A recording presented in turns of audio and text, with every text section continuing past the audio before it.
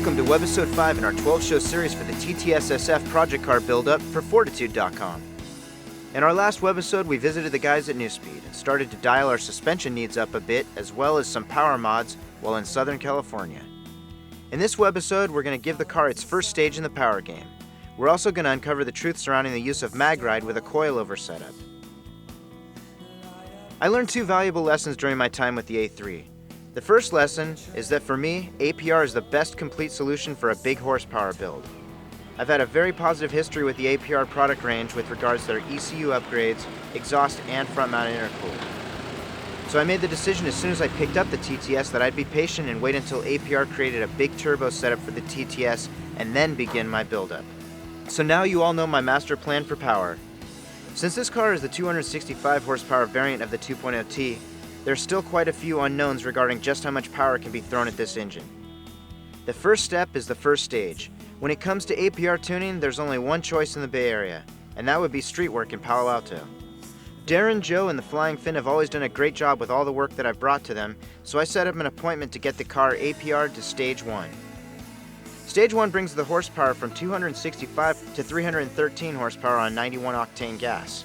In other words, I brought the car in, and 20-something minutes later I drove out with an additional 50 horsepower. Penny for penny, it's the best power mod for the money.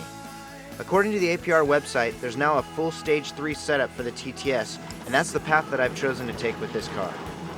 To celebrate this newfound power, I decided to head out to a strange pocket of California about an hour and a half southeast of Palm Springs called the Salton Sea.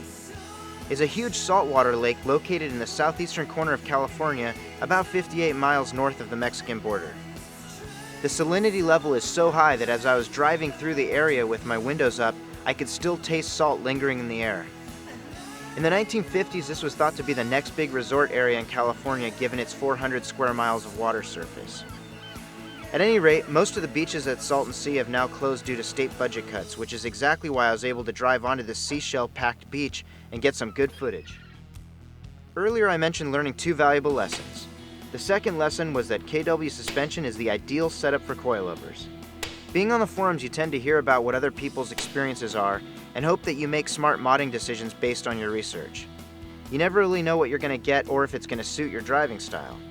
Some coilovers are stock in terms of feel, while others are very rigid and specifically tuned for a track environment. In my experience, the KW line was my first and only choice as it walks that thin line perfectly. The adjustability of the KW Variant 3s was a spot-on requirement for this car, so that's the move that I made. The funny thing with the TTS is that from what I understand, the car can't be bought in the United States without MagRide. KW is one of the great aftermarket companies that marries solid design with innovative technology.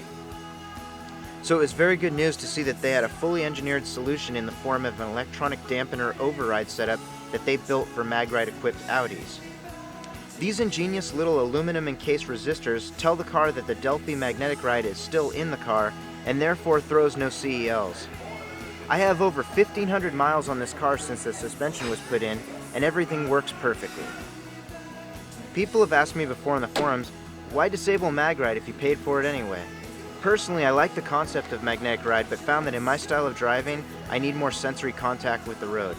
I can't speak for all of you, but my suspension goals were to thoroughly experience the feel of the tarmac translated from the wheels and into the cabin of the car. The KW Variant 3s have given me exactly what I was looking for. Tune into the next extended-length webisode airing here on Fortitude in 2 weeks, where we'll be heading across the USA to visit APR and become America's first 400 horsepower Stage 3 TTS.